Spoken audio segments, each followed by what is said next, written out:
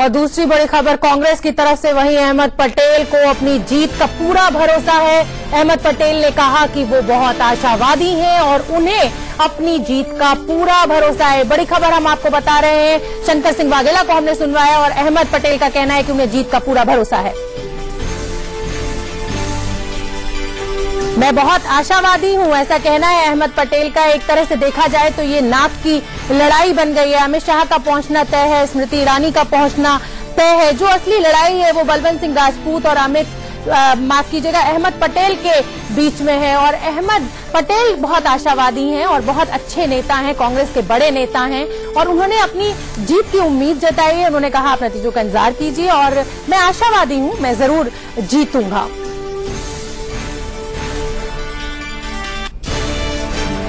और अब आपको बताते हैं कांग्रेस नेता अहमद पटेल की राज्यसभा की राह इस बार क्यों मुश्किल है। अहमद पटेल को जीत के लिए 45 विधायकों के समर्थन की जरूरत है। कांग्रेस को अपने 44 विधायकों के समर्थन का पूरा भरोसा है। यही 44 विधायक बेंगलुरु के रिसोर्ट में रखे गए थे। अब जीत के लिए अहमद पटेल को सिर्फ एक विधायक के वोट की दरकार होगी और यही एक वोट उनकी हार और जीत का फैसला करेगा। सूत्रों से मिली खबर के मुताबिक जेडीयू के एकमात्र विधायक छोटू भाई वासावा नीतीश के फरमान के बावजूद अहमद पटेल के पक्ष में वोट डाल सकते हैं, लेकिन एनसीपी से अहमद पटेल को झटका मिल गया है। शंकर सिंह वाघेला ने कुछ देर पहले खुल्लम खुल्ला ऐलान कर दिया कि उन्होंने अहमद पटेल को वोट नहीं दिया है। साथ ही नोटा के इस्तेमाल ने भी अहमद पटेल की मुश्किलों को बढ़ा दिया है। तो अहमद पटेल के लिए राज्यसभा की राह जो है वो बहुत आसान नहीं दिख रही है। बीजेपी के 121 हैं, कांग्रेस के 51 है। नीचे हम आपको दिखा रहे हैं एनसीपी के 2 विधायक है, जेडीयू का 1 और अन्य पार्टी का जो है वो 1 विधायक है। ये हम आपको बता रहे हैं। तो अहमद पटेल के लिए राह बहुत आसान फिलहाल जिस तरह से वोटिंग हो रही है उसमें नजर नहीं आ रही है।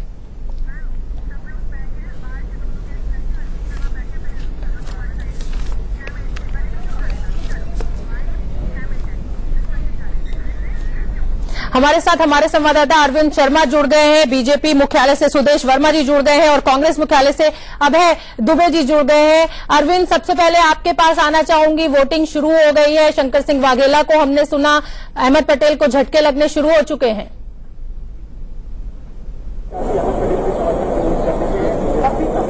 देखिए, अभी इसको ये नहीं कह सकते शोभना कि अहमद पटेल को झटके लगने शुरू हुए हैं, क्योंकि ये जो 7 विधायक हैं जिसमें शंकर सिंह वाघेला समेत और 6 अन्य विधायक हैं, उनका बीजेपी की तरफ झुकाव पहले से ही था और बापू जिस प्रकार से पहले बगावत कर चुके थे, इस बात की आशंका कांग्रेस पार्टी को पहले से ही थी।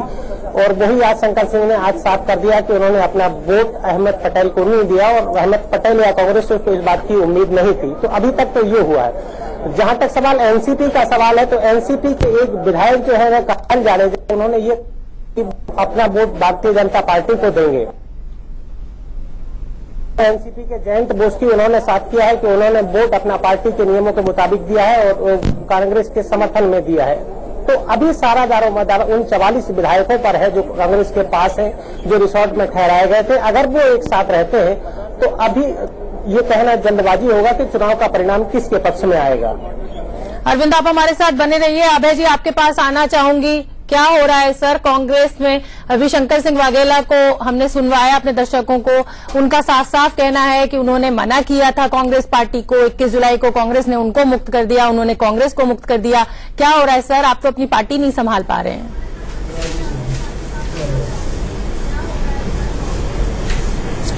देखिए, आज बुनियादी सवाल तो देश भारतीय जनता पार्टी से पूछ रहा है कि आखिर प्रजातंत्र के नाम पर देश में क्या हो रहा है। कैसे प्रजातंत्र का मान मर्दन करने पर भारतीय जनता पार्टी की अहंकार में डूबी हुई सरकार आमादा है। आखिर ये सब क्यों भारतीय जनता पार्टी को करना पड़ रहा है? अगर वो आश्वस्त होते, उन्होंने गुजरात में काम किया हुआ होता, गुजरात की जनता अगर उनके कामों से संतुष्ट होती तो ये परिस्थितियां ही निर्मित नहीं होती। बाढ़ से त्राहिमाम कर रहा है गुजरात, मगर भारतीय जनता पार्टी खरीद फरोख्त में लगी है अपने दागी अधिकारियों के माध्यम से, सारी सरकारी तंत्र के माध्यम से, क्योंकि राजनीतिक जमीन भारतीय जनता पार्टी की गुजरात में लगातार कम होती जा रही है। आप ये देखिए, अगर पिछले चुनाव को भी आप देखेंगे तो कांग्रेस पार्टी को 1,07,00,000 के लगभग वोट थे और 1,31,00,000 मतलब 23-24 लाख वोटों का सिर्फ अंतर था। भारतीय जनता पार्टी को इस बात का मूल्यांकन उन्होंने कर लिया कि 2-3 लाख लोग सड़कों पर आकर बीजेपी के खिलाफ रैलियां निकाल रहे हैं। ठीक है सर, वो सब कुछ ठीक है, लेकिन आपकी अपनी पार्टी टूट रही है। फिलहाल मैं आपको यहाँ जी तो ये उनको ये नैराश्य का भाव है भारतीय जनता पार्टी का। जी आप बिल्कुल बने रहिए हमारे साथ। मैं अपने दर्शकों को पहले सुनवा दूं गुजरात के मुख्यमंत्री विजय रूपानी का क्या कहना है। मैंने आज अपना पवित्र वोट डाला है। भारतीय जनता पार्टी के सभी एमएलए को जो व्हिप मिला है उसी आधार पर हम लोगों ने वोटिंग किया है। मुझे पूरा विश्वास है कि तीनों हमारे कैंडिडेट इस बार जीत जाएंगे और अच्छी तरह से जीतेंगे, ऐसी मुझे पूरी उम्मीद है। पार्टी कांग्रेस को बता दिया था कि मैं अब कांग्रेस से लड़ने वाला नहीं हूं, क्योंकि मेरा जो सब प्रॉब्लम है कांग्रेस वालों ने किसी ने सुना नहीं है और मैंने सबको बता दिया था। कांग्रेस में नहीं रहने का मतलब तो आप समझ सकते हो, क्योंकि गुजरात में 2 ही पार्टी है। मुझे पॉलिटिक्स में रहना है तो कांग्रेस में तो रहना नहीं है, उसका मतलब आप समझ लो। हमारे साथ अभय दुबे जी जुड़े हुए हैं, हमारे संवाददाता अरविंद शर्मा जुड़े हुए हैं। अभय जी, मैं आपसे बात कर रही थी जिस तरह से पार्टी में टूट फूट हो रही है। आप 44 विधायकों को बेंगलुरु भी ले गए, लेकिन क्या लगता है कि वो 44 आपके पक्ष में आएंगे या उनमें भी टूट फूट हो सकती है, वो बीजेपी को वोट दे सकते हैं? क्योंकि शंकर सिंह वाघेला ने खुली चुनौती दी है अभी।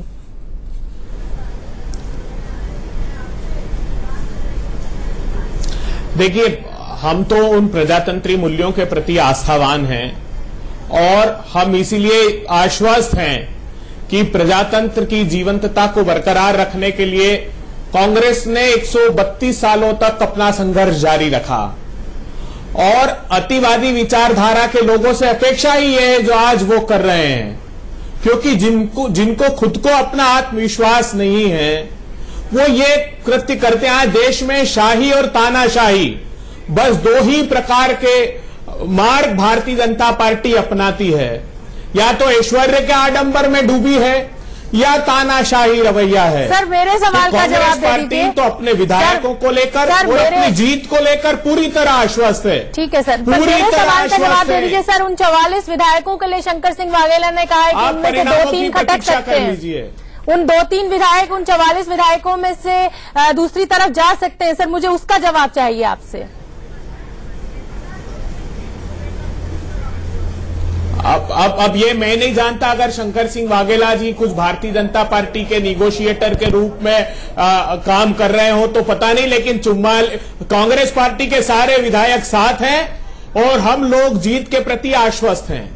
जी अरविंद, आप मुझे ये बताइए कि और कौन कौन वहां पर पहुंच गया है वोटिंग के लिए?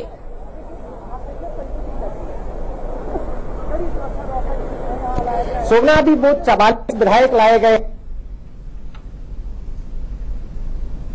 लगता है अरविंद की आवाज हम तक नहीं पहुंच रही है। हम एक बार फिर से बता दें कि अहमद पटेल की राह बड़ी मुश्किल है और ये तस्वीरें हम आपको दिखा रहे हैं जो कांग्रेस के 44 विधायक जिनको बेंगलुरु ले जाया गया था, कल फिर उनको अहमदाबाद लाके एक रिजॉर्ट में रुकाया गया था, अब वो पहुंचे हैं अपना वोट देने के लिए और कांग्रेस सारे जो प्रिवेंटिव मेजर्स हैं उनको अपना रही है ताकि कोई और टूट फूट फर्दर ना हो पाए। जिस तरह से वो बीजेपी पर खरीद फरोख्त का इल्जाम लगाती आ रही है, वो पूरे प्रिकॉशंस लेके चल रही है। सभी 44 विधायकों को बस में लाया गया है और सब एक एक करके उतर रहे हैं। आप देख सकते हैं इन तस्वीरों में। हमारे साथ हमारे संवाददाता अरविंद शर्मा जुड़े हुए हैं। जी अरविंद, क्या अपडेट है आपके पास? तो उन 44 विधायकों को यहाँ लाया गया है जो कड़ी सुरक्षा के बीच कांग्रेस को संभाल कर रखे हुए सवाल है, जो कांग्रेस के लिए अस्तित्व का सवाल है, जो कांग्रेस के लिए सब कुछ है, उन 44 विधायकों को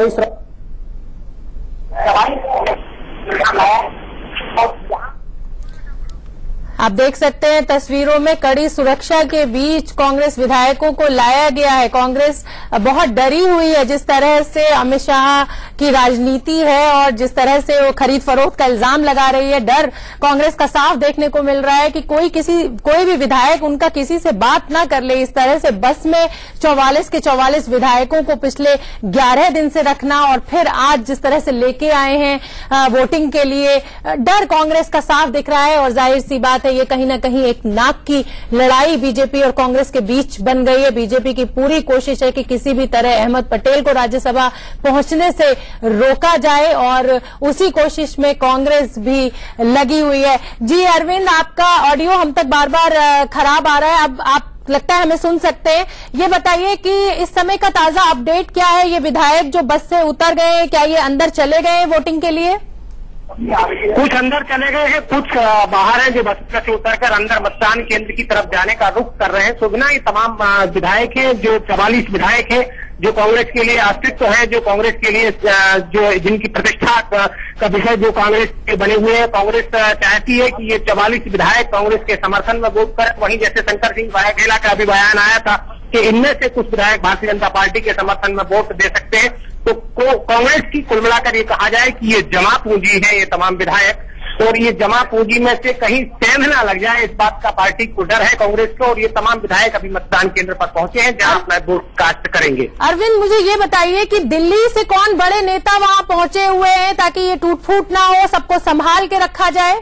देखिए, अहमद पटेल जो है काफी दिनों से यहाँ डेरा डाले हुए हैं। अहमद पटेल ने कल भी इनसे 3 बार मुलाकात की थी। सुबह इनको रिसीव करने भी अहमद पटेल खुद गए थे। इसके अलावा कल कांग्रेस के वरिष्ठ नेता राजीव शुक्ला को भी वहाँ रिसोर्ट में देखा गया था। तो ये तमाम कांग्रेस के जो दिग्गज हैं, अगर खासकर अहमद पटेल जो अपने आप में एक दिग्गज है, वो खुद यहाँ इनकी अगुवाई कर रहे हैं। वो खुद, और कांग्रेस के यहाँ स्थानीय लेवल के जो तमाम नेता है वो है फिलहाल ये तमाम विधायक अंदर जाते हुए और विधायक अंदर मतदान के लिए जाते हुए नजर आ रहे हैं। अरविंद, आप हमारे साथ बने रहिए। बीजेपी नेता सुदेश वर्मा भी हमारे से जुड़ गए हैं, हम उनसे भी बातचीत करेंगे और जिस तरह की राजनीति बीजेपी कर रही है उस पर भी चर्चा करेंगे। फिलहाल रुकेंगे।